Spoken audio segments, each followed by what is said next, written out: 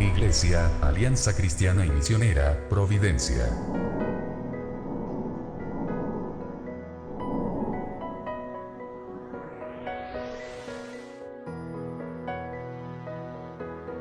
Presenta nuestro servicio especial en vivo.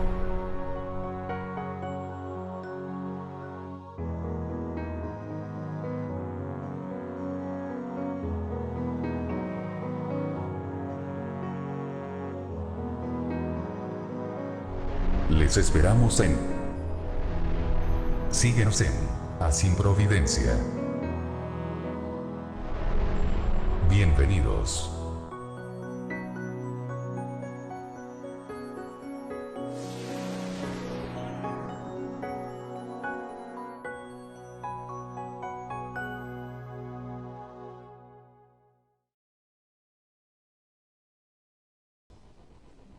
Les invito a que me acompañen en oración, por favor, un momento, para poder calmar nuestro corazón y poder presentarnos delante del Señor y que Él pueda guiarnos de acuerdo a su voluntad.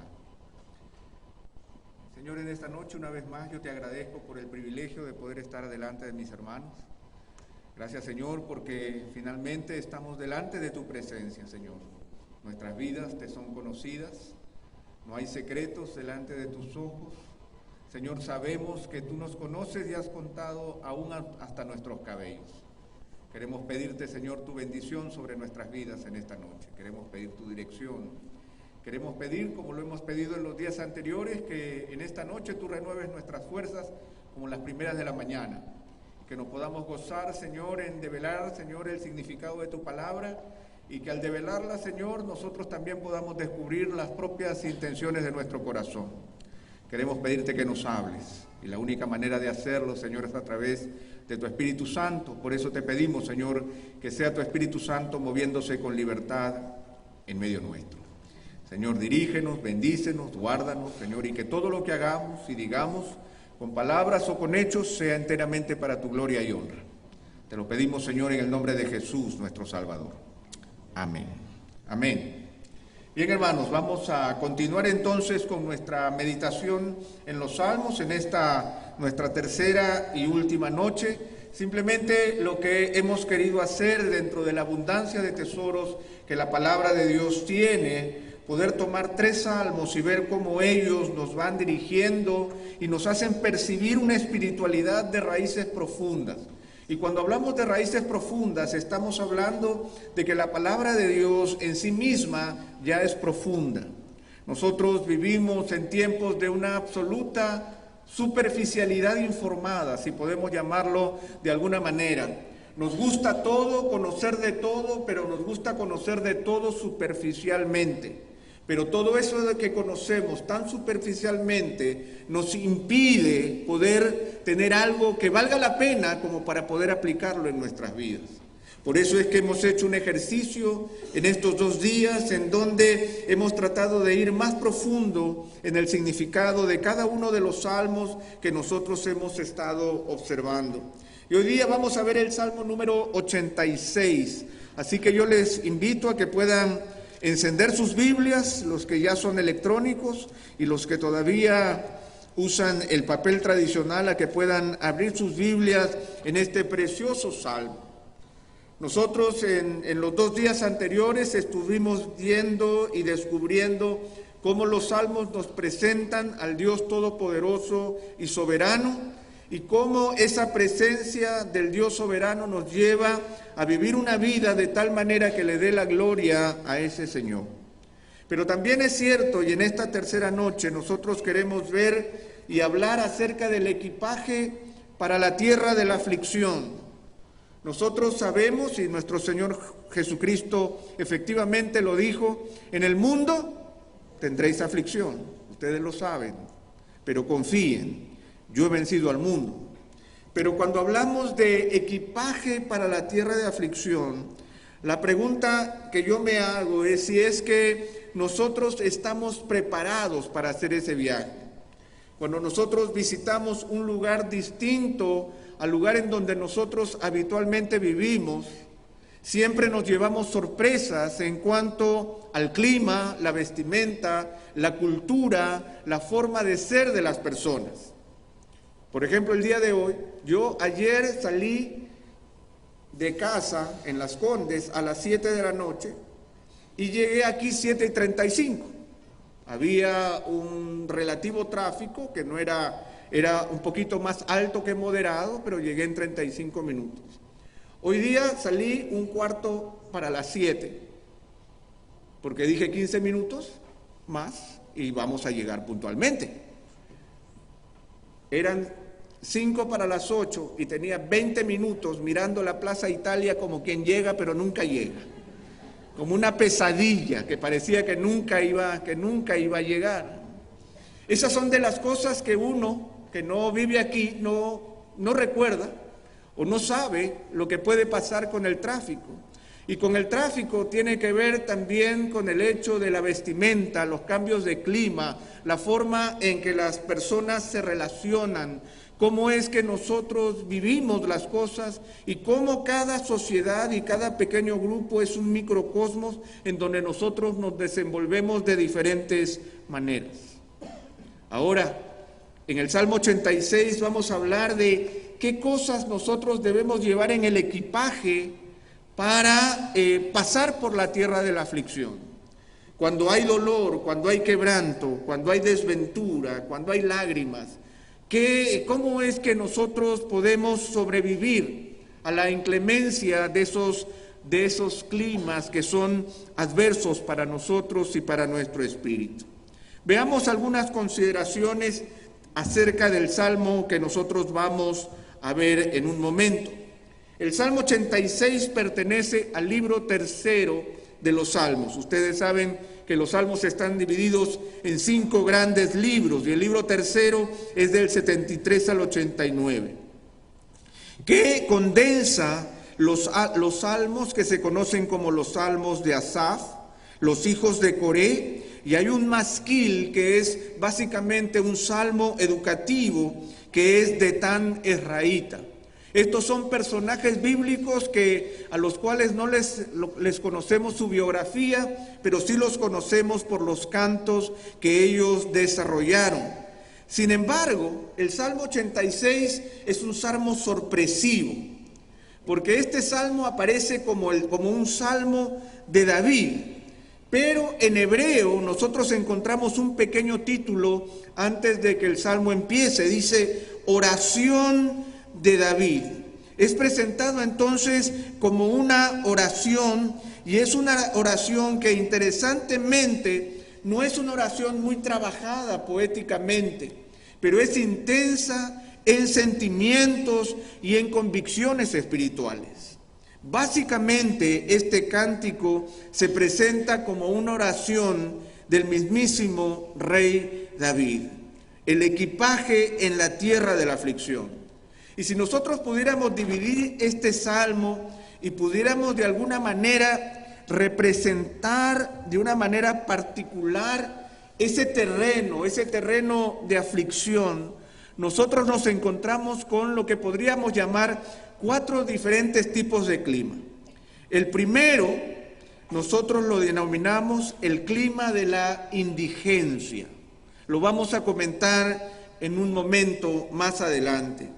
El segundo, nosotros lo podemos llamar el clima de la angustia. El tercero, que David señala en este salmo, es el terreno o el clima del desconcierto. Y el último es el que se le conoce con el nombre de el terreno de la soledad, el clima de la soledad. Todos de alguna manera en nuestras vidas, en algún momento de nuestra existencia o quizás en este momento hemos atravesado uno de estos 4 climas adversos para nuestra vida y para nuestro espíritu. En algún momento nos hemos sentido desfallecer ante algún tipo de carencia. Ese es el significado de indigencia. En algún momento hemos sentido un temor abrumador ante algo que parece que es más grande que yo y que quiere hacerme daño. Eso es la angustia. A veces nosotros nos hemos encontrado en un terreno y en un lugar en donde no sabemos qué más hacer ni a dónde ir, como que hemos perdido el rumbo. Ese es el clima del desconcierto. ¿Y cuántos de nosotros hemos experimentado en algún momento el desierto de la soledad? Cuando sentimos que no hay nadie a nuestro alrededor que pueda colaborar en nuestras vidas, y peor aún, una soledad que es producto de la violencia de aquellos que se mueven a nuestro alrededor. Definitivamente es muy probable que en nuestra experiencia personal muchos de nosotros hemos pasado por estos 4 terrenos y por estos 4 diferentes tipos de clima. Por eso vamos a empezar con el primero. Vamos a empezar con el terreno de la indigencia. En primer lugar vamos a definirlo y luego vamos a ver el pasaje propiamente tal. ¿Cómo se vive la indigencia? La indigencia se entiende como el sentimiento profundo de desasosiego. El desasosiego o el sosiego es la paz y la tranquilidad. El desasosiego es esa falta de paz, esa falta de tranquilidad ante la carencia de los medios esenciales para mantener la vida o un aspecto de ella.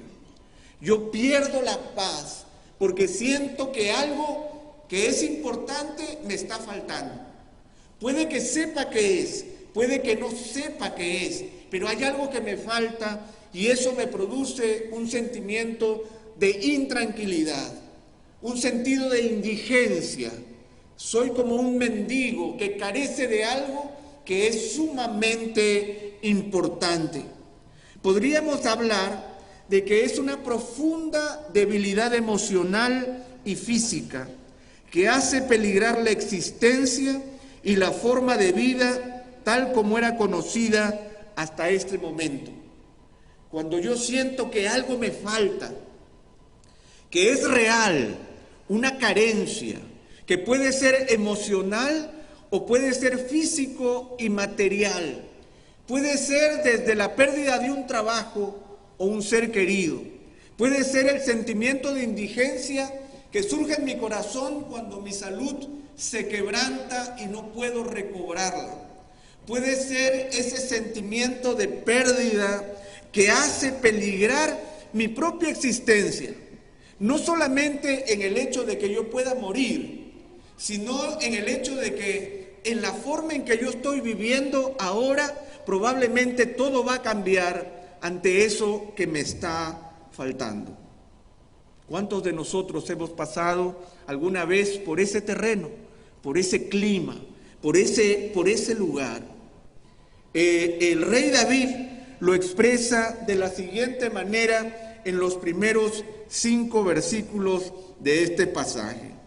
Él dice: inclina, oh Jehová, tu oído y escúchame, porque estoy afligido y menesteroso. Guarda mi alma, porque soy piadoso. Salva tú, oh Dios mío, a tu siervo que en ti confía. Ten misericordia de mí, oh Jehová, porque a ti clamo todo el día. Alegra el alma de tu siervo, porque a ti, oh Señor, levanto mi alma, porque tú, Señor, eres bueno y perdonador, y grande en misericordia para con todos los que le invocan. Aquí nosotros nos encontramos entonces con David señalando este paso a través de un terreno difícil en su propia vida. Él señala en el primer versículo: inclina, oh Jehová, tu oído y escúchame, porque estoy afligido y menesteroso. David invoca al Señor, llamando su atención.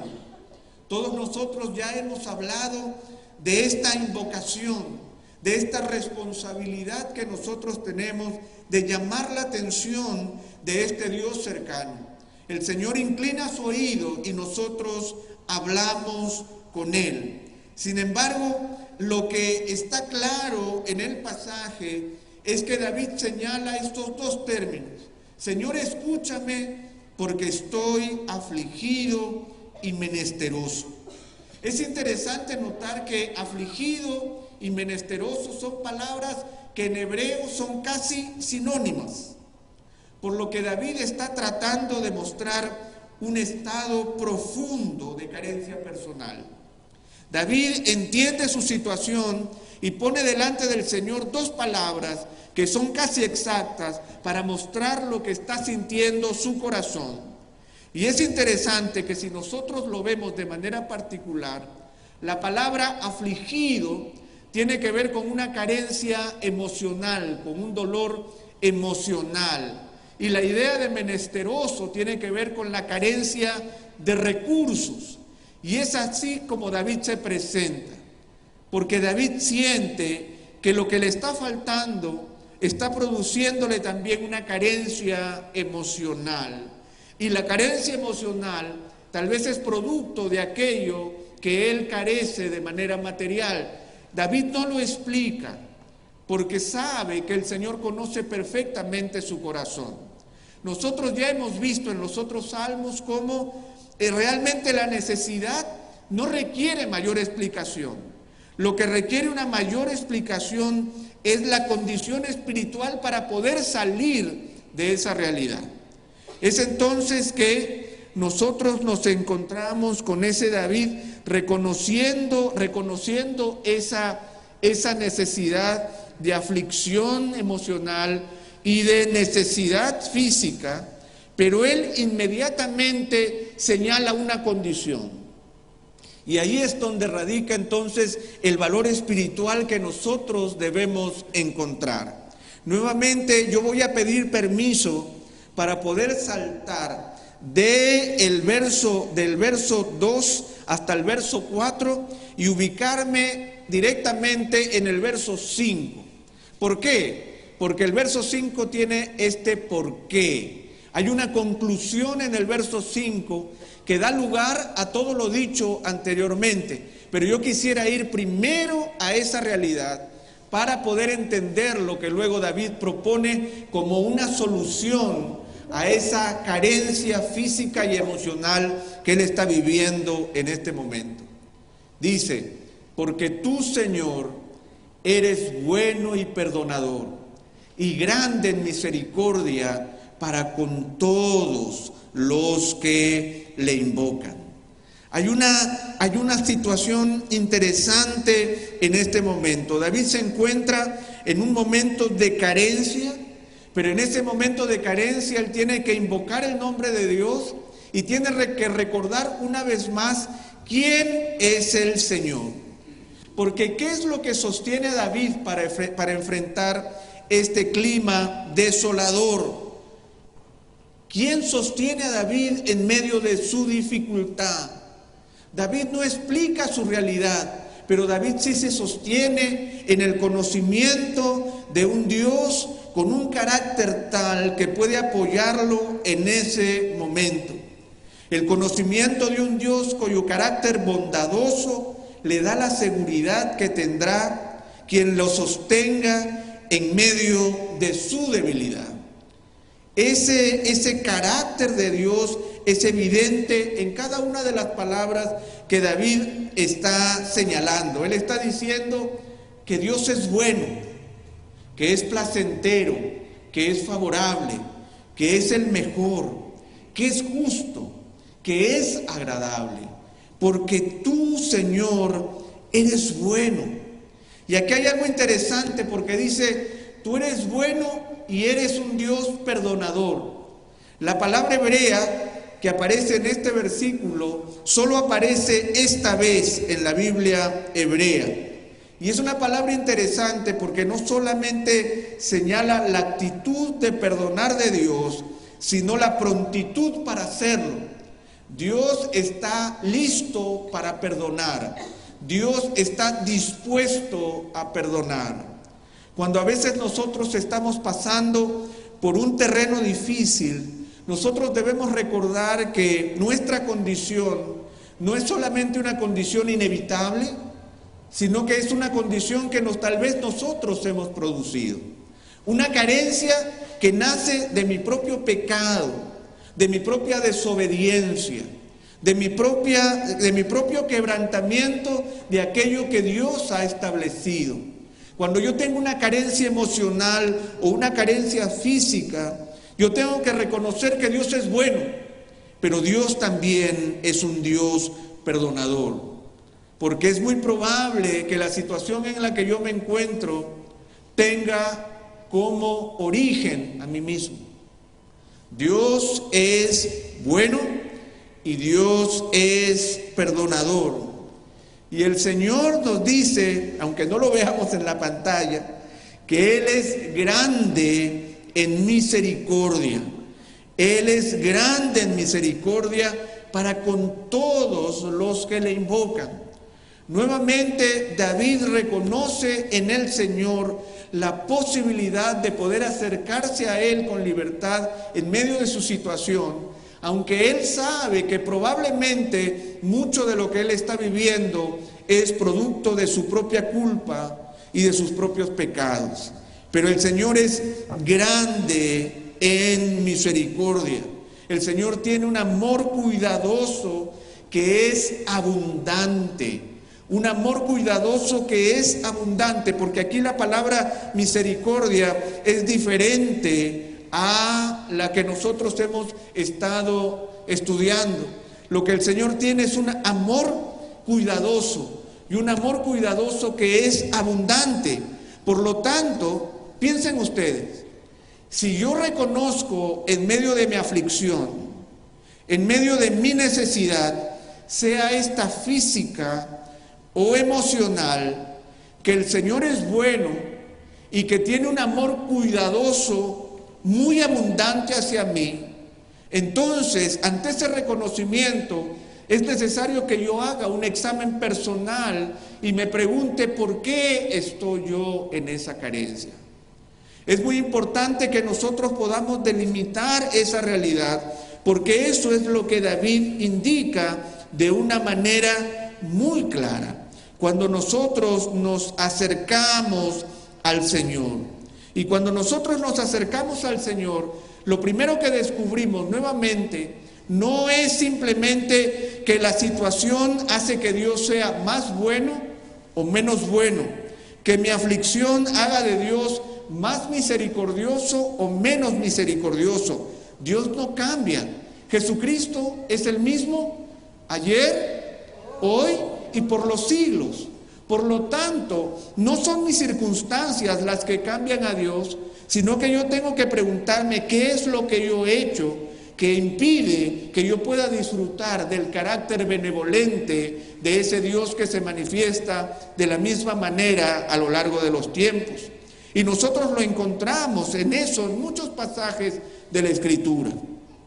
El mismo Señor, hablando de sí mismo, delante de Moisés, dice: Jehová, Jehová, fuerte, misericordioso y piadoso, tardo para la ira y grande en misericordia y verdad. Ese es nuestro Dios. Ese es el carácter de mi Dios.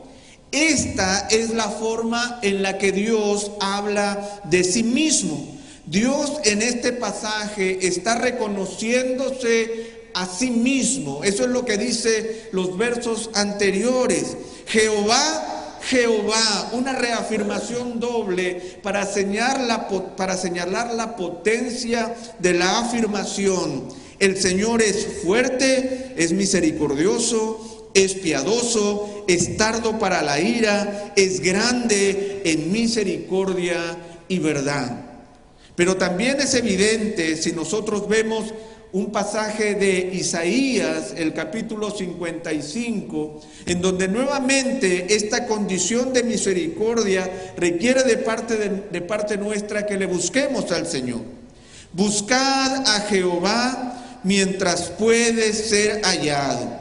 Llamadle en tanto que está cercano.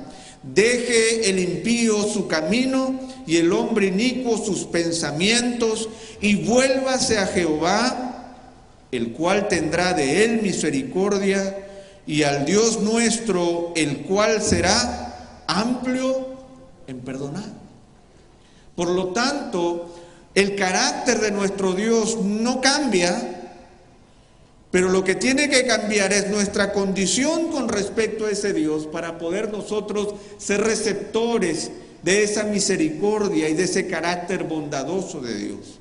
No hay duda que cuando David señala que tú eres un Dios bueno y perdonador, grande en misericordia, es porque se da cuenta que Él no es merecedor de esa gracia de parte de Dios y que Él requiere que sea perdonado por la situación en la que Él se encuentra. Nosotros nos acercamos ante un Dios bueno, grande, poderoso, que no cambia. Ahora, esa es la realidad de Dios en medio de mi indigencia. Yo no estoy diciéndole al Señor, tú has cambiado. Lo que estoy diciendo es, Señor, tú eres el mismo, ¿por qué yo estoy en esta situación entonces? Ahora sí vayamos los versos del 2 al 4, porque aquí nos encontramos nuevamente con ese ejercicio espiritual del que nosotros carecemos muchas veces. A veces nosotros percibimos que por nuestra situación de quebranto, yo puedo darme el lujo de reducir o bajar el estándar de mi vida espiritual. Sin embargo, en cada uno de los capítulos de los Salmos que nosotros hemos visto, nos hemos dado cuenta de la necesidad y la urgencia del salmista, no solo de cambiar la situación que él está viviendo, sino de preservar su espiritualidad. A veces nosotros cuando estamos pasando, por ejemplo, por una situación de quebranto material, lo primero que hacemos es soltar nuestra espiritualidad. ¿Cuántas veces nosotros hemos escuchado a personas que nos dicen como pastores, pastor, ¿sabe qué? Usted no me ha visto mucho en la iglesia porque estoy pasando por una situación difícil. Cuando esté mejor voy a ir. Es como ir al hospital cuando estoy sano y cuando estoy enfermo no visito al médico. En realidad, lo que tiene que haber en nuestro corazón es esa intención. Y David lo menciona con muchas palabras. Nuevamente, como les decíamos en los días anteriores, nosotros abundamos en palabras para mostrar nuestro problema y somos muy cortitos para mostrar lo que yo debo hacer para solucionar el problema. Abundamos en detalles para contar cuán mal estamos. Sí, y sé que tengo que orar. Sé que tengo que leer mi Biblia. Pero en la espiritualidad bíblica, la espiritualidad de los salmos, miren ustedes en cuántas palabras David abunda pidiéndole al Señor no la solución a su aflicción, sino la preservación de su espiritualidad. Él le dice, guarda mi alma, porque soy piadoso. Salva tú, oh Dios mío, a tu siervo, que en ti confía. Ten misericordia de mí, oh Jehová, porque a ti clamo todo el día. Alegra el alma de tu siervo, porque a ti, oh Señor, levanto mi alma. Nuevamente, si nosotros no hubiéramos leído con anticipación el verso 1, nosotros podríamos hablar de un hombre victorioso. Pero en el verso 1 él dijo, estoy afligido y menesteroso. Esa era la oración de un hombre que estaba reconociendo que estaba pasando por una gran tribulación. Pero ahora él busca que el Señor pueda tocar su vida de la mejor manera. Y por eso nosotros tenemos que preguntar, ¿cuáles son aquellas prácticas y valores espirituales que deben ser preservados a toda costa, sin importar la condición en la que nos encontremos? ¿Cuáles son esos valores, esas prácticas espirituales que a pesar del dolor, a pesar del quebranto, a pesar de la aflicción, yo tengo que preservar como un tesoro mayúsculo, porque finalmente mi vida se sostiene en eso? No se sostiene en que ya tenga la salud que necesito, no se sostiene en que tenga el dinero que me hace falta, no se sostiene en el hecho de que yo solucione la dificultad que tengo con mi esposa, mi esposo, mi hijo o mi hermano. Se sostiene en mi relación con el Señor. Y David es abundante no en pedirle al Señor que le solucione su aflicción física o material o emocional, sino le dice: Señor, preserva mi espiritualidad. Eso es lo que Él está pidiendo. Lo primero que Él le dice es: guarda mi alma, porque soy piadoso. David sabe que durante los momentos difíciles hay que preservar lo más valioso. ¿Qué dice el proverbio? Proverbios 4:23. Sobre toda cosa guardada, guarda tu corazón, porque de él mana la vida. Es un pasaje que lo aprendemos, lo hemos memorizado, pero nosotros tenemos que aprender a practicarlo espiritualmente. David le dice al Señor: Señor, estoy afligido y menesteroso, pero Señor, primero, antes que nada, guarda mi alma. Guarda mi alma. Preserva mi corazón, Señor. Preserva mi corazón. Y lo interesante es que la dificultad no es una excusa, no es un permiso para rendirnos o justificar nuestra falta de fe o de piedad. David estaba afligido y menesteroso, pero él le decía al Señor: yo soy piadoso. Guarda mi alma, porque yo soy piadoso. Yo soy una persona que quiere buscarte. Mi aflicción no va a reducir mi piedad. Por eso, Señor, siendo lo que soy, un devoto a ti, yo tengo mi devoción en ti. A pesar de mi aflicción, a pesar de mi quebranto, Señor, yo no voy a rendirme ni voy a justificar falta de fe o de piedad. Guarda mi alma, porque soy piadoso. ¿Qué es lo que hacemos nosotros? Nosotros hacemos todo lo contrario. La aflicción es la posibilidad para rendirnos espiritualmente. Nuestra posibilidad, una posibilidad para preservar justamente aquello que le da vigor a nuestra vida, a pesar de la aflicción. Sino que inmediatamente renunciamos a nuestra devoción, justificándola por el momento dramático que nosotros estamos viviendo. Eso no lo aprendemos en la Escritura. Cuando Job lo había perdido todo y aún su propia esposa le decía: ¿por qué no maldices a Dios y te mueres? ¿Qué respondió Job? El Señor dio, el Señor quitó, sea el nombre de Jehová bendito. Guarda mi alma, porque soy piadoso. ¿Hemos hecho esa oración alguna vez? En la aflicción, en el dolor, en el quebranto. Señor, yo te pido que a pesar de esta enfermedad, que a pesar de este quebranto económico, a pesar de este problema emocional, yo te pido, Señor, que puede faltar todo, pero preserva mi alma. Porque soy un hombre piadoso, quiero valorar lo que tú más valoras. No lo hacemos así. Por eso lo aprendemos en la Escritura. Por eso es que los salmos son palabra de Dios, que representa el corazón de un hombre de Dios que se debe presentar al Señor. En segundo lugar, Él le dice al Señor: salva tú, oh Dios mío, a tu siervo que en ti confía. Salva tú. David mantiene el orden de prioridades. Él sabe bien quién es su Salvador y lo recuerda y lo reafirma. Salva tú mismo, Señor.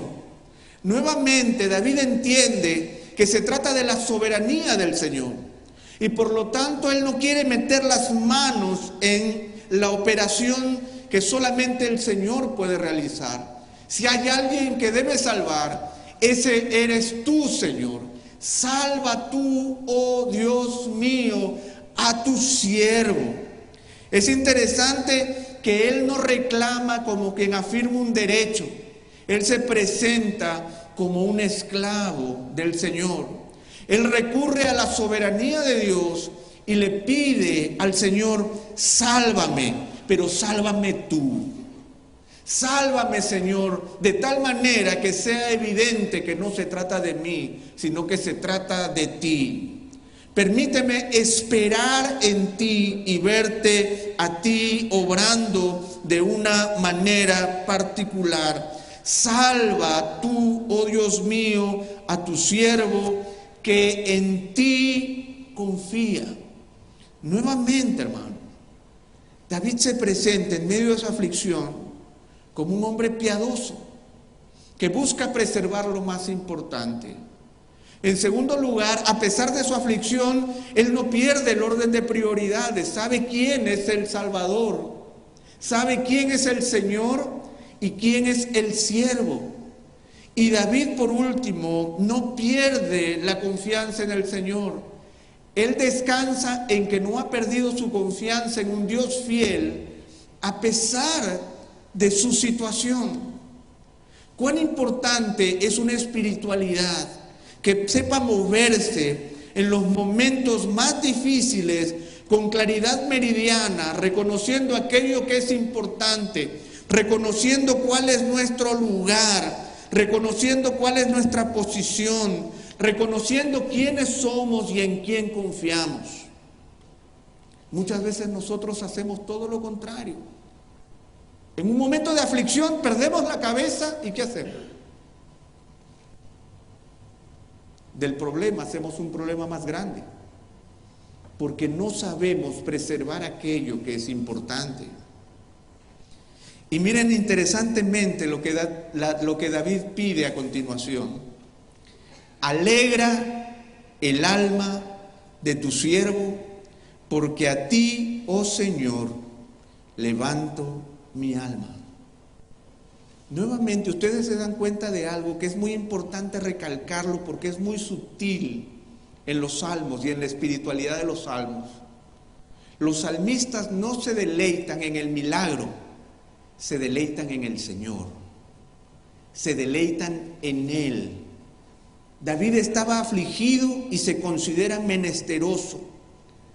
¿Quién me puede alegrar? Alégrame tú, Señor.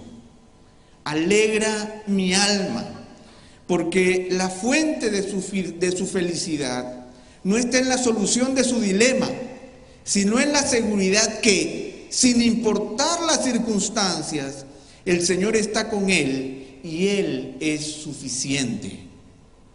Cuán difícil es para nosotros reconocer que Él es suficiente. Alegra el alma de tu siervo. Alegra el alma de tu siervo. Alégrame tú, Señor. Eso es lo que Él está pidiendo. ¿Cómo puede alegrar el Señor nuestra alma quebrantada? ¿Cómo puede alegrar el Señor nuestra alma quebrantada? ¿Cuántas veces nosotros hemos querido levantar los ánimos de una persona que está en quebranto, cuando sabemos que no podemos intervenir, cuando tratamos de mostrar un rostro diferente ante una situación difícil?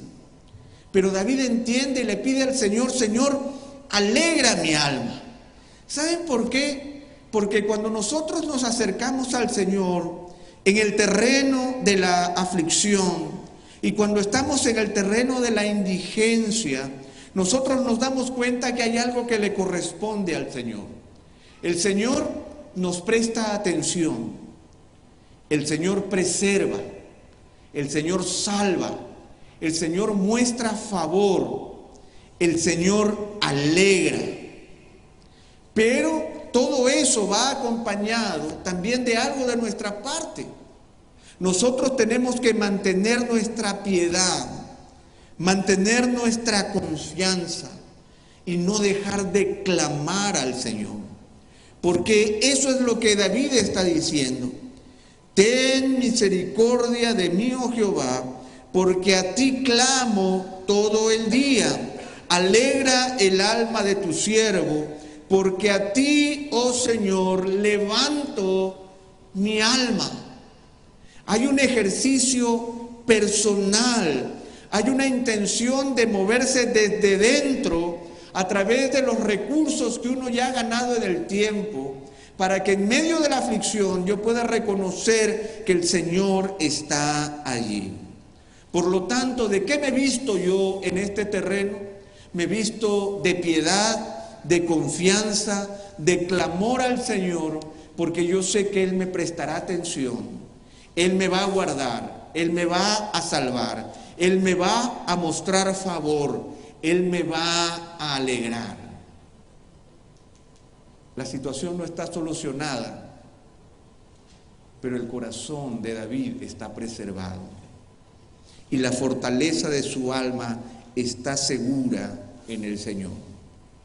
Él puede pasar por cualquier cosa, pero él ya aseguró aquello que es importante. El segundo clima por el cual David atraviesa es el clima de la angustia.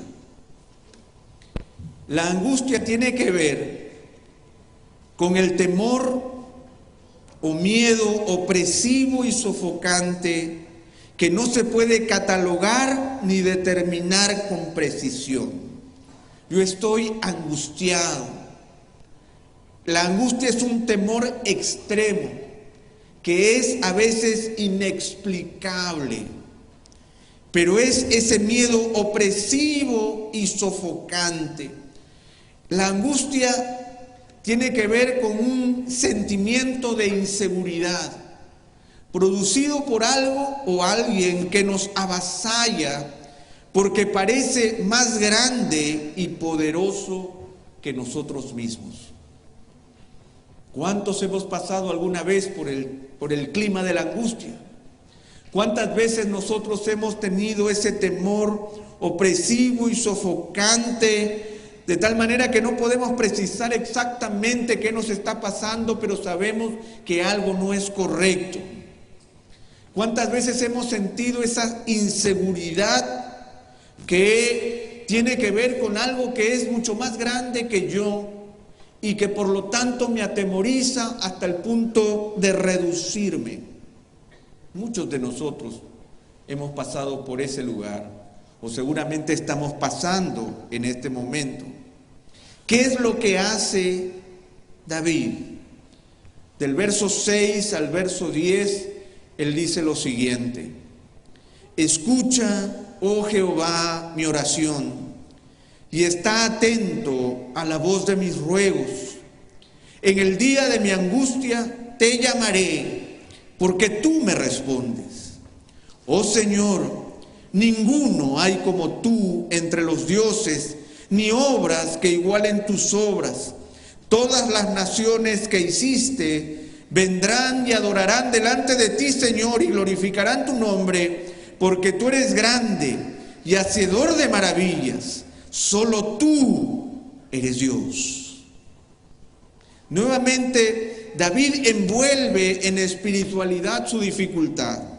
Él la señala y él dice: en el día de mi angustia yo te llamaré. El día de la angustia. Esta señal de día de angustia tiene que ver como un momento determinado, como un momento en donde todas las cosas cambian y todos los temores se presentan. Sin embargo, David entiende que básicamente poder enfrentar la angustia es aprender a descansar en el Señor. Escucha, oh Jehová, mi oración, y está atento a la voz de mis ruegos. En el día de mi angustia te llamaré, porque tú me respondes. Nuevamente, aunque David está angustiado, él sabe que la oración insistente permanece inalterable en su corazón. Él persiste en orar. Él empieza, si ustedes recuerdan, el primer verso del capítulo 86, él está invitando al Señor a que esté atento a su necesidad. Y en el verso 5, él insiste nuevamente en este llamado: escucha, oh Jehová, mi oración, y está atento a la voz de mis ruegos. En el día de mi angustia te llamaré, porque tú me respondes. Nuevamente, hermanos, la insistencia es una virtud espiritual. No importa la situación por la que nosotros estemos viviendo. Jesús, nuestro Señor Jesucristo, lo ejemplificó con la parábola de la viuda y el juez injusto. Jesucristo habló en más de una oportunidad de llamar para que se abra, de pedir para que se reciba. Jesús en más de una oportunidad nos demostró que ante la necesidad humana, evidente como una ceguera, Bartimeo el ciego venía delante del Señor y el Señor le preguntaba: ¿qué quieres que te haga? Y la respuesta del clamor era aquello que Jesús respondía: conforme a tu fe te sea hecho. Por eso es que nosotros aprendemos que ante la angustia, David no duda y se esfuerza en mantenerse visible y mantener al Señor informado con sus propias palabras de su situación por su propia boca. Él ora, suplica, invoca, confía. Él no deja al Señor afuera de su aflicción. Él lo mantiene cerca de su realidad. Él llama al Señor y dice: Señor, escúchame. Señor, a ti es a quien yo voy a clamar. En el día de la angustia, tú vas a ser mi 911. En el día de la angustia no voy a llamar a nadie más, te voy a llamar a ti, porque yo sé que tú me respondes. Esa es mi confianza. Mi temor puede ser muy grande, pero yo no voy a dudar por un instante en que tú no me vas a oír. Yo sé que tú me vas a responder. Yo quiero mantenerte informado. Quiero mantenerme visible delante de tu presencia. Yo quiero preservar mi relación contigo. Yo quiero mantenerme muy cerca de ti. Pero nuevamente, toda decisión espiritual y toda fortaleza espiritual se sustenta en la convicción de quién es nuestro Dios. ¿Quién es mi Dios? Para que yo pueda reaccionar de esa manera. Por eso es que nosotros podemos decir, como un preámbulo a esta realidad: si tienes miedo a algo o a alguien que piensas que es más grande que tú, pues confía y pon tu vida en las manos de alguien que es mucho más grande. Y eso es justamente lo que David hace de manera espiritual en su oración, porque él continúa diciendo: oh Señor, ninguno hay como tú entre los dioses, ni obras que igualen tus obras. Todas las naciones que hiciste vendrán y adorarán delante de ti, Señor, y glorificarán tu nombre, porque tú eres grande y hacedor de maravillas, solo tú eres Dios. En medio de sus temores, David levanta los ojos y se da cuenta que no habrá temor que sea más grande y más poderoso que Jehová de los ejércitos, nuestro Señor. Y esa es su confianza. Oh Señor, ninguno hay como tú entre los dioses. Por eso es que David describe al Señor como un Dios único, soberano, y por lo tanto adorado sin fronteras, inmenso y capaz de hacer cosas extraordinarias. En el momento de angustia, uno de los mejores antídotos es preguntarnos: ¿quién es mi Dios? ¿Quién es mi Dios? Esa es la oración de David. Se lo dice al Señor: Señor, yo sé que nadie es tan grande como tú. Tú eres grande, hacedor de maravillas, solo tú eres Dios.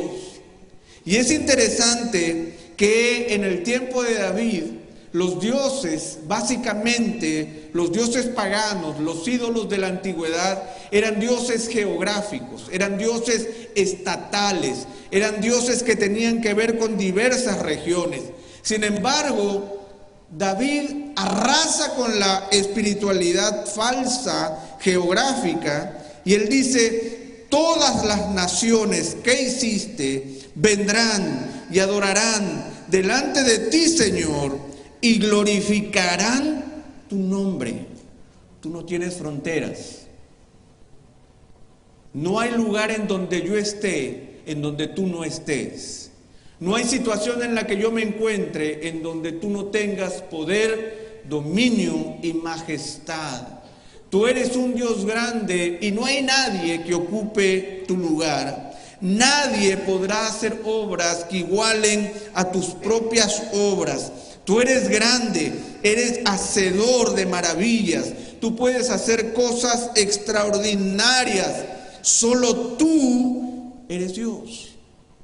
De tal manera que nosotros podemos decir que nuestro Dios es inigualable.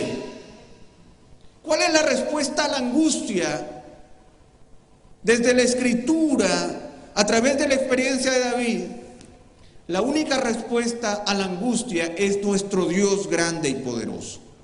Él es el Señor y nadie es como Él. Nadie puede hacernos temer si el Señor está con nosotros. Alzaré mis ojos a los montes. ¿De dónde vendrá mi socorro? Mi socorro viene de Jehová. Punto. Que hizo los cielos y la tierra. O sea, esa es la realidad de mi Dios. Yo alzo los ojos a los montes. ¿De dónde viene mi socorro? Mi socorro viene de Jehová, porque Él hizo los cielos y la tierra. No solamente es mi Dios. En paz me acostaré y asimismo dormiré, porque solo tú, Jehová, me haces vivir confiado. Allí radica nuestra seguridad. La seguridad de un Dios inigualable. La seguridad de haber alimentado mi espíritu de la realidad de quién es mi Dios. De un ejercicio espiritual en donde yo me mantengo visible ante tu presencia, porque yo sé, Señor, que tú me respondes. Yo te insisto porque yo sé que tú me escuchas. Yo estoy en temor, pero quiero reafirmar quién eres tú. Y tú eres un Dios inigualable. Tú eres un Dios que no hay quien se pueda comparar con Él. Y al atravesar entonces por el terreno y el clima de la angustia, yo me pongo simplemente bajo el amparo del Altísimo. Me cubro bajo el amparo de sus alas, bajo la seguridad de su protección, porque finalmente yo sé que quien enfrentará al gigante será Él y no yo. Esa es mi seguridad. Y nuevamente, hermanos, como ustedes ven, la espiritualidad de los salmos nos lleva una y otra vez a descansar en un Dios soberano que sabemos que actuará y actuará soberanamente. No un Dios a quien le digo qué es lo que debe hacer, sino a un Dios a quien reconozco por lo que Él es y por eso confío que será capaz de hacer cosas grandes en medio de mi vida. Señor, sería bueno que tú hagas esto y lo otro y lo otro. Esa es nuestra espiritualidad. Sería bueno, Señor, que tú resuelvas esto de esta manera. Esa es nuestra espiritualidad. La espiritualidad de David era diferente. Señor, yo sé que tú eres grande y yo sé que tú me vas a responder, porque tú eres un Dios inigualable. Yo espero en ti. Haz lo que tengas que hacer, porque tú estás en el cielo y tú haces lo que te place. Esa confianza es la que nosotros debemos reaprender en nuestra vida. Y hay el siguiente clima o terreno, que es el clima del desconcierto. Y hemos pasado por la indigencia, hemos pasado por la angustia, Y ahora vamos a entrar al desconcierto. ¿Qué es el desconcierto? El desconcierto es un estado de ánimo que produce desorientación, desorden, falta de gobierno y una perplejidad que nos mantiene confundidos, divididos y sin saber qué camino tomar o qué hacer para solucionar nuestros problemas. ¿Cuántas veces nosotros nos hemos encontrado en una situación y en una encrucijada de caminos y no sabemos hacia dónde ir? ¿Qué decisión tomar? Estoy desconcertado, estoy confundido, estoy perplejo, estoy tratando de encontrar una respuesta que hasta el momento no puedo encontrar. No encuentro la solución a mis problemas, estoy desorientado, desordenado. Yo no sé cómo gobernar estas áreas de mi vida que están fuera de control. Es muy probable que muchos de nosotros hayamos pasado por esta situación o estemos pasando por esta situación. ¿Qué es lo que dice David? Nuevamente, David responde y en los versos 11 al 13 dice: enséñame, oh Jehová, tu camino. Caminaré yo en tu verdad. Afirma mi corazón para que tema tu nombre. Te alabaré, oh Jehová, Dios mío, con todo mi corazón, y glorificaré tu nombre para siempre, porque tu misericordia es grande para conmigo, y has librado mi alma de las profundidades del Seol. ¿Cómo es que nosotros ahora enfrentamos el desconcierto? ¿Cómo es que yo puedo empezar a reordenar mi vida cuando he perdido el control de diferentes áreas de mi existencia? ¿Cuándo es que yo puedo volver al camino del cual yo me perdí y ahora yo no sé exactamente en dónde estoy? Pues lo primero que David hace, y nuevamente quisiera ir al final porque es un porqué, y el porqué se refiere como conclusión a todo lo anterior, o sea, todo lo anterior queda afirmado en ese porqué, y que quisiera empezar por ahí. David afirma aquello que es esencial. Porque tu misericordia es grande para conmigo, y has librado mi alma de las profundidades del Seol. Miren ustedes que en un momento de desconcierto, cuando yo siento que todo está fuera de control, ¿por dónde debo empezar? Debo empezar por el fundamento del orden de mi alma. ¿Dónde le pongo orden a mi alma? ¿Cómo detengo este espiral de desconcierto y de desorden? Pues yo tengo que cerrar los ojos, detenerme y pensar qué es aquello esencial en mi vida. ¿Qué es aquello que me hace mantenerme firme en medio de todo esto que me está pasando? Nuestro desconcierto temporal, por más grande que parezca, nunca podrá alejarnos o perdernos de un Dios soberano, quien misericordiosamente tiene nuestro destino final asegurado en sus propias manos. No importa cuán perdido yo me encuentro en medio del desconcierto, yo sé que al final de mis días el Señor me llevará a su presencia. Eso es lo primero que hace detener esta vorágine de dificultades, esta ausencia de control, porque tu misericordia es grande para conmigo y has librado mi alma de las profundidades del Seol. Y se fue la pantalla de nuevo. El Señor, hermanos, nunca se quedará corto en recursos compasivos. Y como lo dijo el mismísimo Señor Jesucristo, todo lo que el Padre me da, vendrá a mí, y al que a mí viene, no le echo fuera. Esa es nuestra seguridad.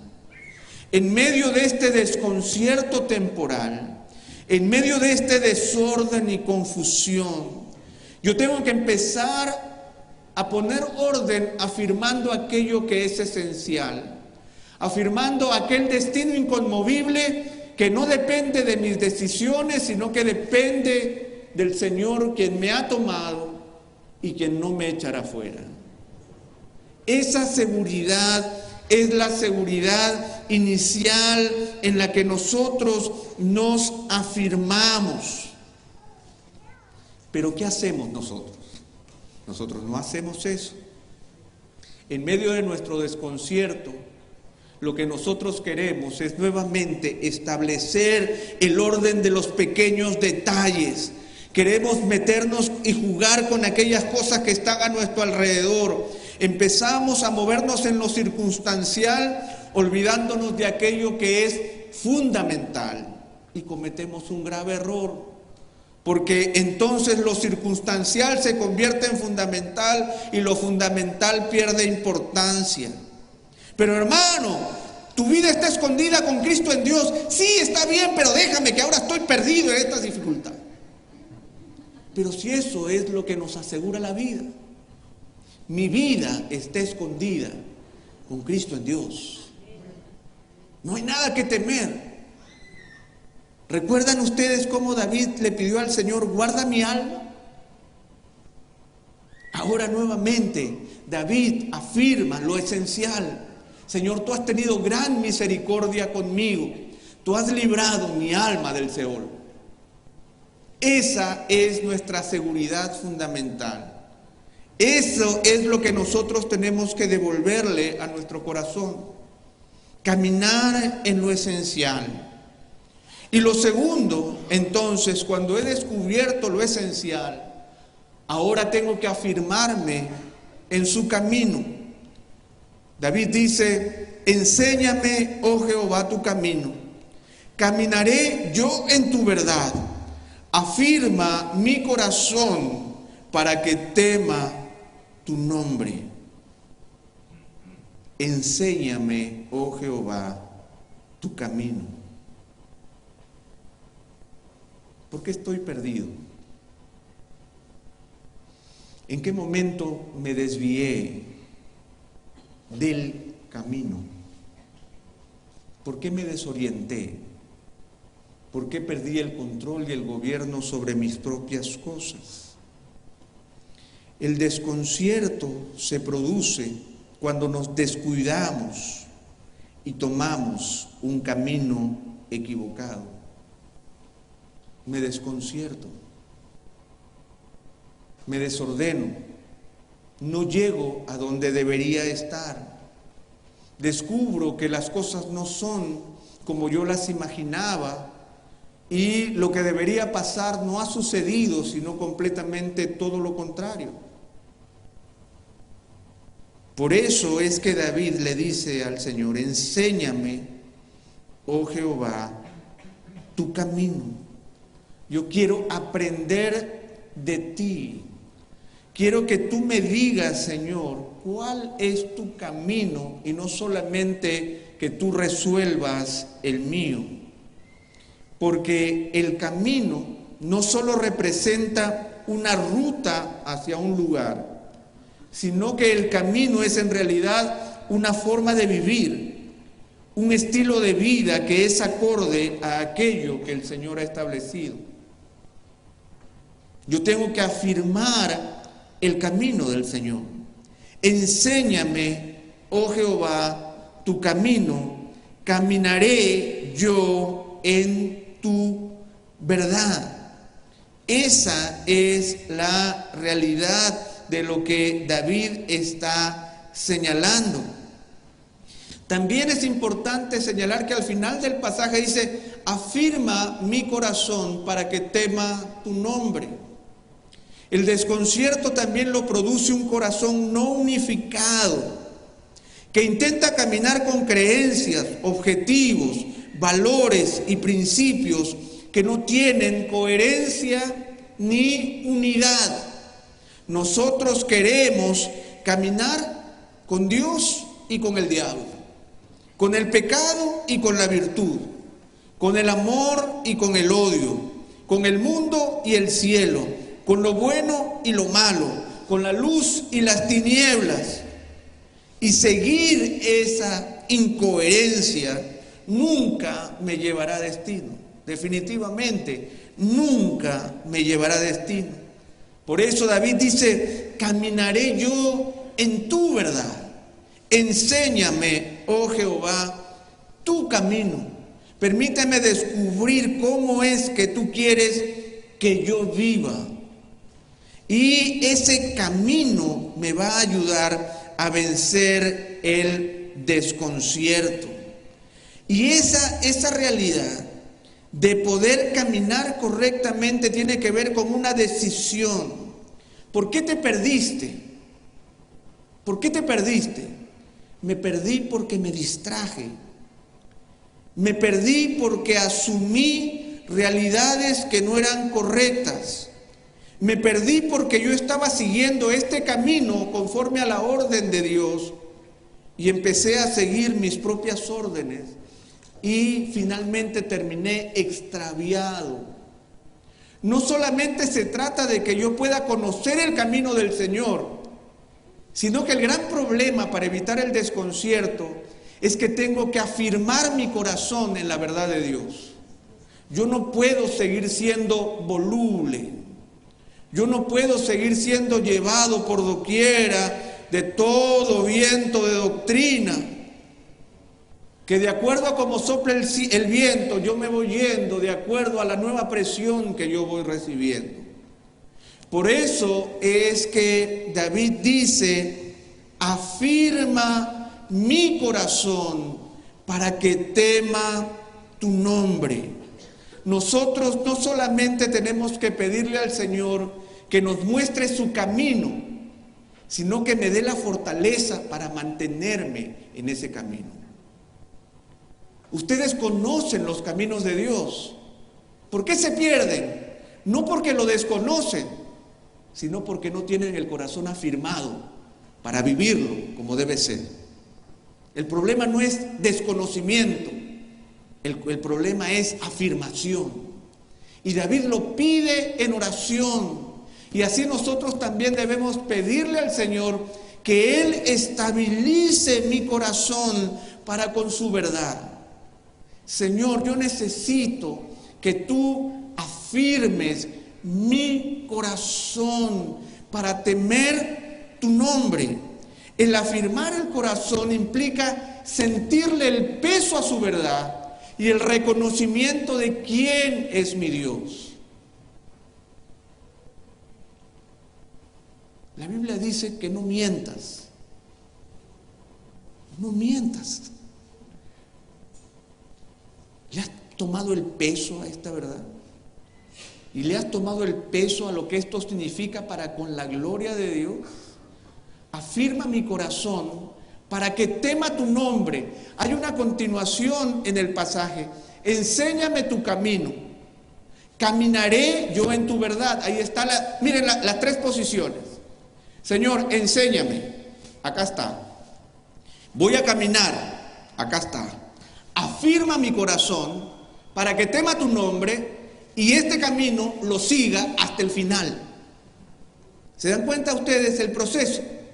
Enséñame. Acá está. Yo voy a caminar, Señor. Afirma mi corazón para que lo camine hasta las últimas consecuencias. Ese es el proceso espiritual que nosotros debemos seguir. Y la unidad de corazón solo la puede producir Cristo, nuestro Salvador, porque Él es el camino, la verdad y la vida. Ese es nuestro Señor. Eso es lo que Él vino a ofrecernos. Pero nosotros, hermanos, no solamente se trata de que vengamos cada noche a cada clase, a cada servicio, a cada ministerio, a aprender más de la palabra. Se trata de decirle al Señor, enséñame.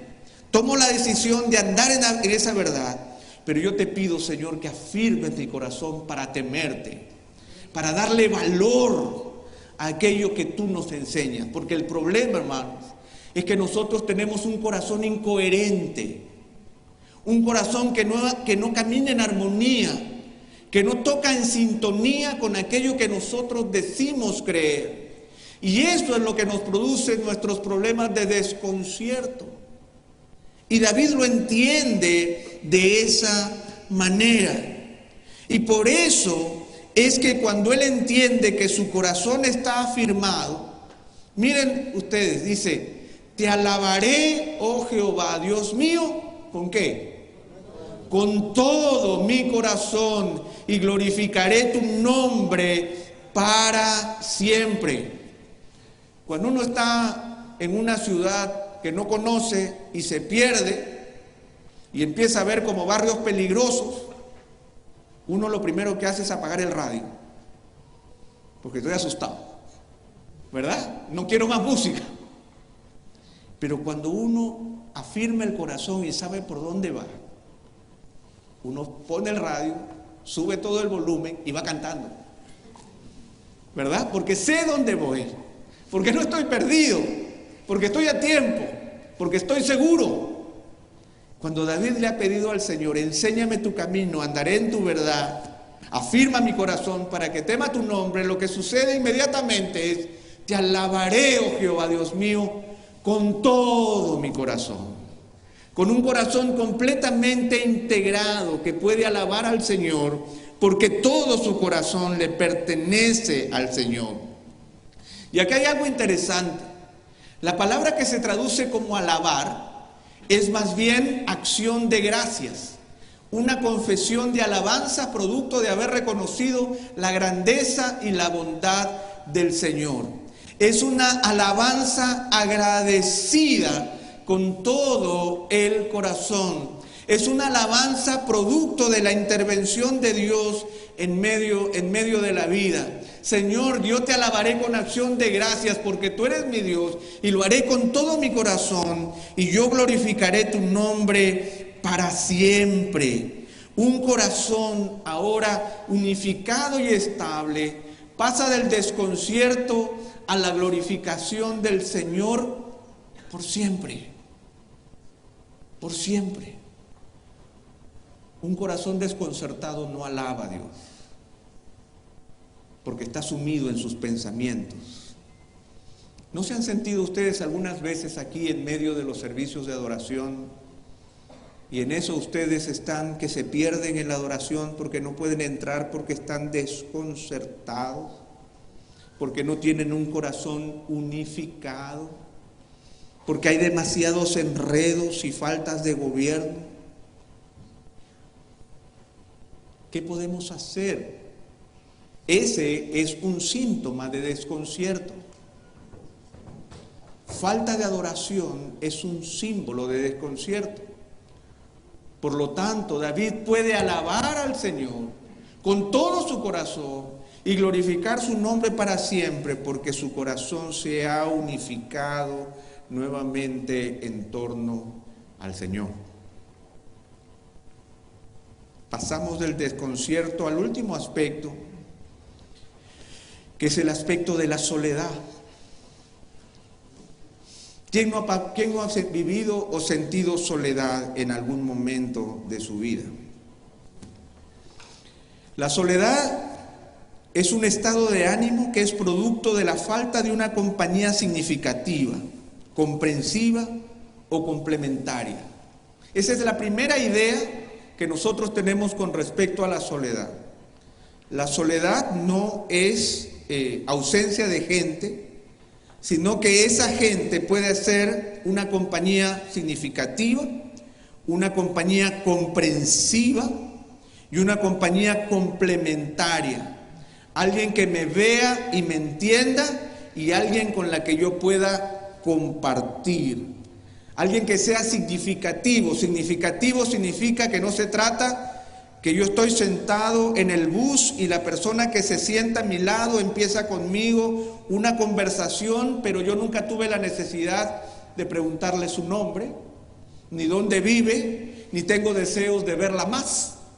Pero fue una charla amena, aún le testifiqué del Señor. Pero cuando me dicen, este es mi paradero, se acaba la relación. La soledad tiene que ver con una relación significativa, comprensiva, complementaria. Pero hay otro aspecto de la soledad que a veces nosotros no nos planteamos muy a menudo y que también lo sufrimos, que es la soledad que es producto del rechazo de aquellos que, aunque cercanos, tienen una posición de guerra contra mí, una posición de rechazo, de beligerancia, de oposición contra mí.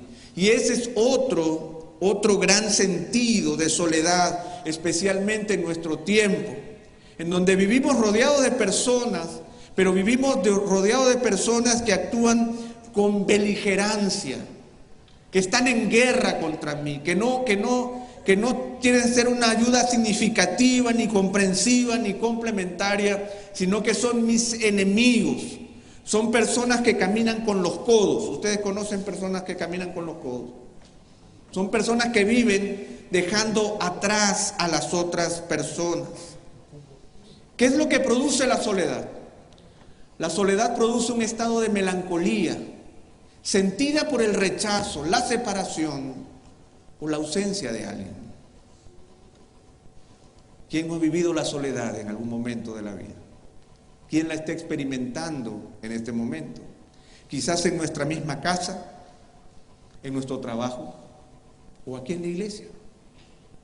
Todos experimentamos soledad. Y David lo expresa con las siguientes palabras. Oh Dios, los soberbios se levantaron contra mí y conspiración de violentos ha buscado mi vida y no te pusieron delante de sí. Mas tú, Señor, Dios misericordioso y clemente, lento para la ira y grande en misericordia y verdad, mírame y ten misericordia de mí. Da tu poder a tu siervo y guarda al hijo de tu sierva.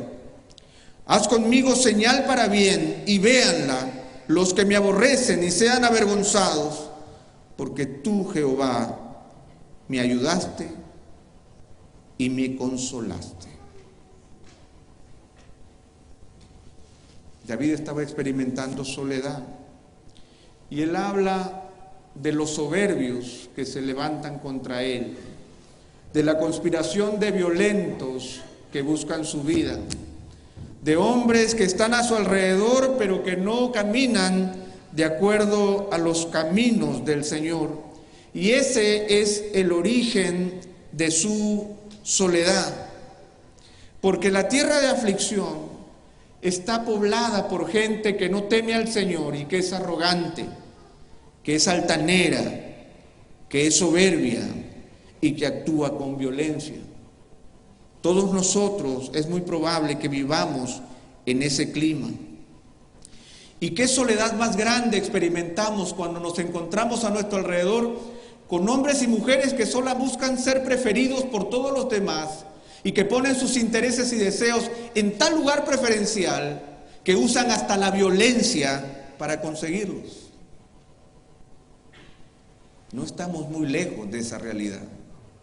Quizás este sea el clima y el territorio más amplio de la tierra de aflicción y más general de la tierra de aflicción.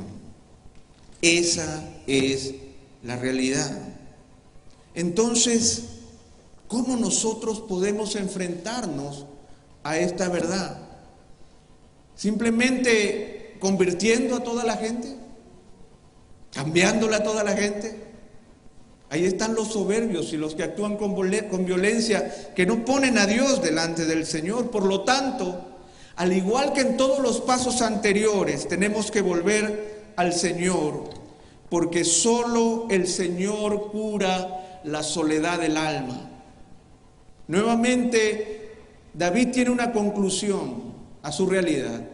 Mas tú, Señor, Dios misericordioso y clemente, lento para la ira y grande en misericordia y verdad. Básicamente, nuestra soledad solamente puede ser curado por un Dios bueno. Solo nosotros podemos descansar en la presencia de nuestro Señor. Y yo quisiera que ustedes presten atención a este cuadro, que es un cuadro de la ascensión de Jesús, en donde Jesús está como difuminado. Pero yo quiero que ustedes presten atención a las características de estos dos apóstoles que están ubicados cerca al Señor. Y ustedes puedan ver esa actitud de paz y de entrega allí en la presencia que solamente pueden encontrar en el Señor Jesucristo. Eso es lo que David está resaltando. David afirma que los soberbios han levantado contra él, que conspiración de violentos ha buscado su vida y que esa gente no busca a Dios. Pero él le dice: mas tú, Señor, Dios misericordioso y clemente, lento para la ira y grande en misericordia y verdad. Esa es la realidad de nuestro Dios. Esa es nuestra seguridad. Finalmente se trata de Él y no se trata de nosotros. Pero nuevamente David se planta delante del Señor y le habla y le dice: tú, Señor, eres un Dios lento para la ira y grande en misericordia y verdad. Ahora le dice: mírame y ten misericordia de mí. Da tu poder a tu siervo, guarda al hijo de tu sierva. Haz conmigo señal para bien, y véanla los que me aborrecen y sean avergonzados, porque tú, Jehová, tú me ayudaste y tú me consolaste. Por eso es que ante la indiferencia del mundo, David le pide al Señor que se voltee y lo mire él mismo con compasión, como nadie podría mirarlo. Señor, mírame tú. Es muy probable que nadie me esté mirando, pero mírame tú. Es probable que nadie me esté mirando a los ojos con bondad, pero mírame tú. Mírame y ten misericordia de mí, como nadie lo puede hacer en este mundo. Mírame. En el original hebreo no es solo mírame directamente, sino voltéate y mírame y ten misericordia de mí. Hazme saber que tú sabes quién soy. Hazme saber que aunque nadie me mire, tú me estás mirando. David entiende que su espiritualidad no radica en sentirse amado por el mundo, porque el mundo es indiferente. Pero lo más importante para él era que el Señor lo mire. Mírame. Mírame con compasión. Mírame, Señor, y ten misericordia de mí. David le pide al Señor que ante la prepotencia del mundo,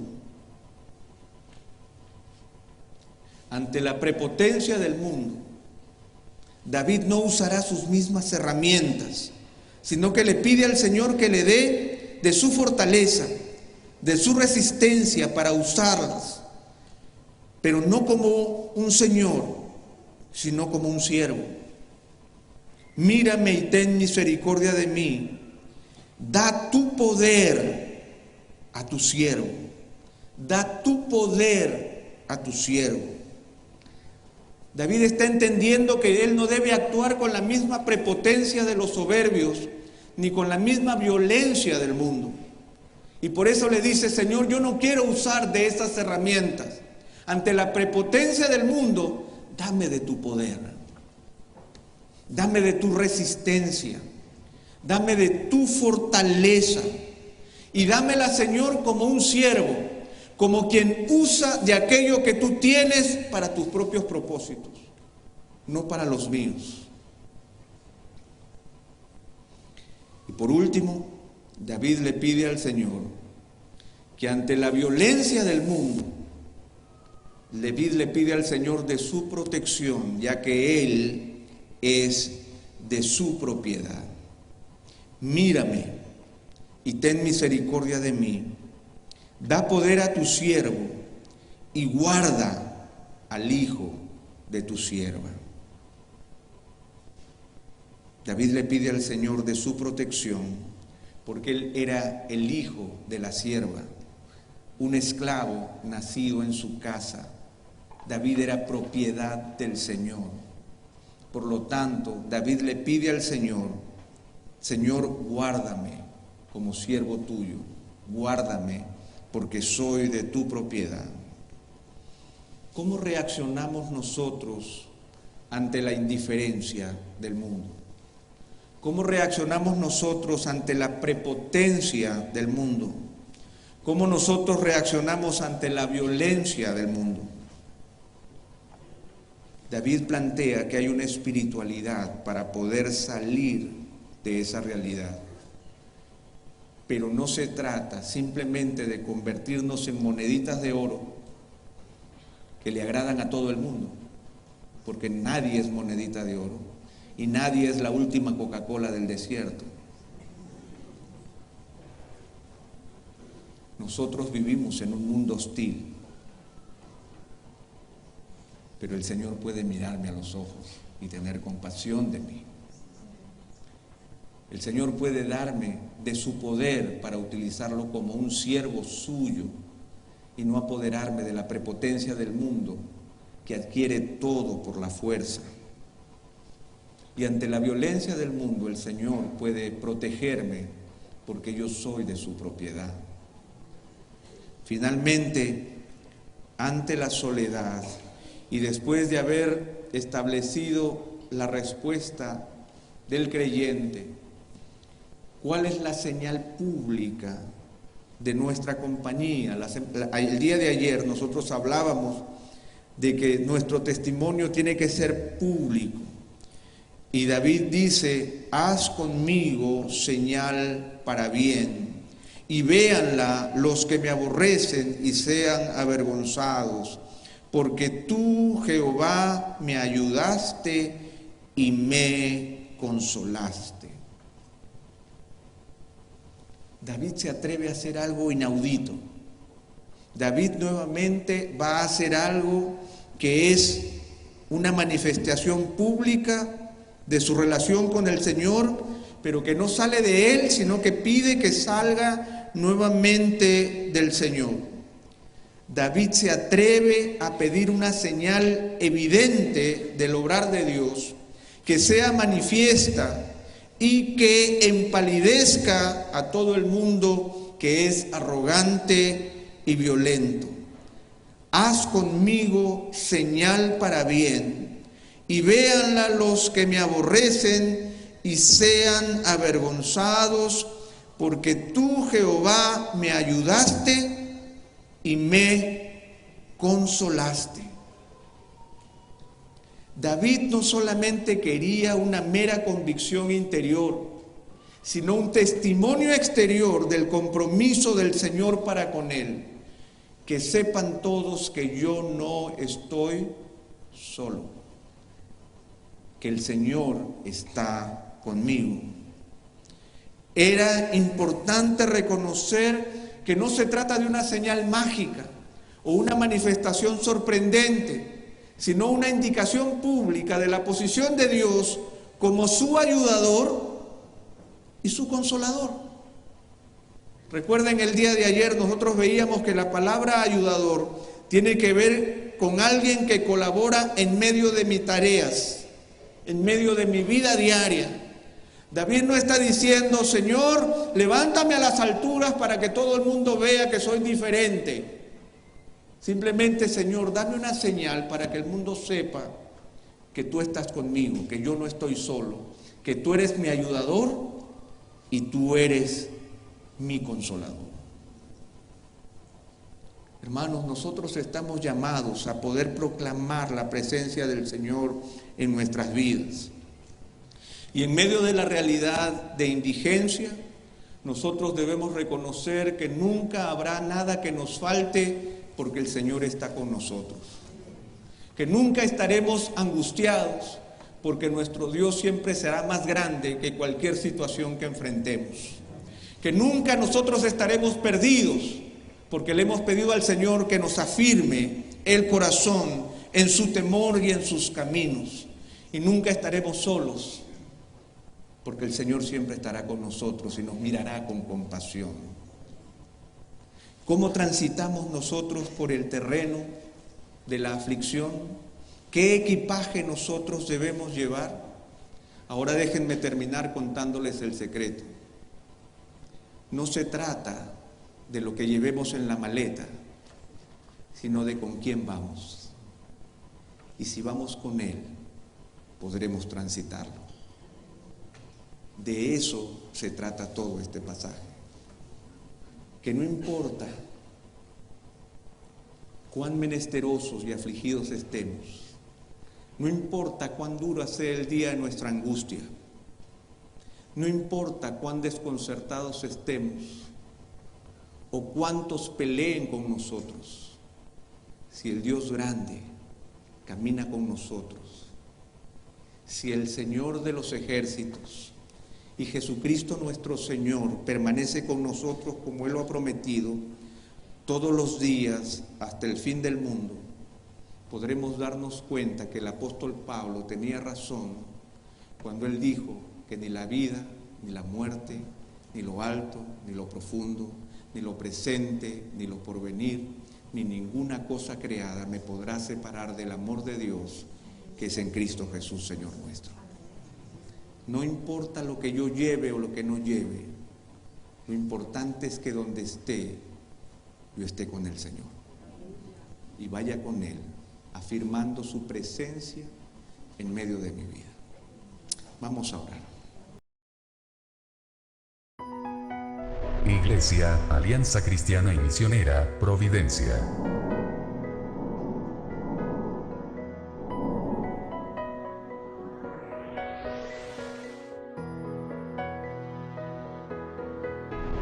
Presentó nuestro servicio especial en vivo.